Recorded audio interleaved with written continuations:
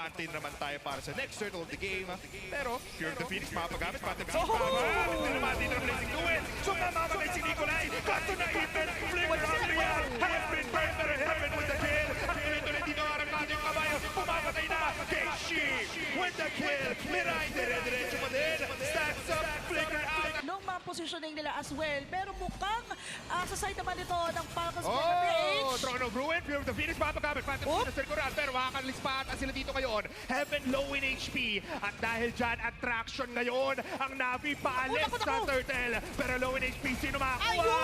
Keishi again with the third turtle kill. At dahil dyan, mamamatay pa si Heaven. Pero dyan naman si Speria, makakabawi ng 11. Double kill now. Falcons going for back-to-back plays. Pero dire-diretso, Keishi umatang. Keishi, look at the gold lead, hindi pa rin masyado malayo. Kasi nakakahabol sila when it comes to some objectives. And now, we're seeing a tower push. And habang pumapasok dito, Keishi trying to push. Pero mukhang sino?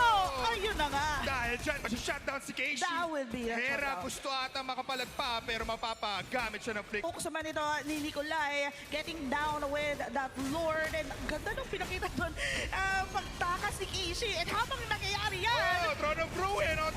Mirai! Hera makakapatay. Mirai susunod na sa kabaong ng Navi PH. Hera, dumediretso, umaangas sa sabog si Rain. May kay Nikolai ang tanong, makakapagdepensa nga bang Navi PH? Nakapasok na ang Lord. Mapapagamit dito ng Throne of Ruin ang ating Navi just to go for the initiation. Patandales, mapapahold ang pata nila. Low in HP ang ating mga players. At ito na nga, makakapagsisimil. Pero Hera with the kill to Hera. Or on Trian, Rain will kill off Hera. And there goes one more kill. Makakapagdepensa nga ba sila? It's a 3v3.